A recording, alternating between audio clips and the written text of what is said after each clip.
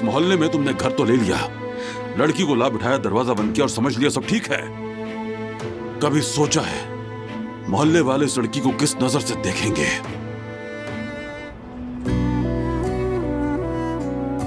देखो, कहते हैं कुछ मोहब्बतों की शुरुआत हमेशा मुश्किलात से ही शुरू होती है।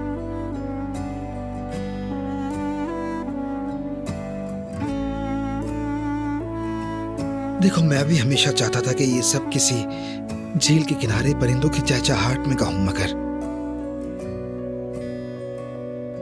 लेकिन शायद हमारी किस्मत में इसी तरह लिखा था जुमाना।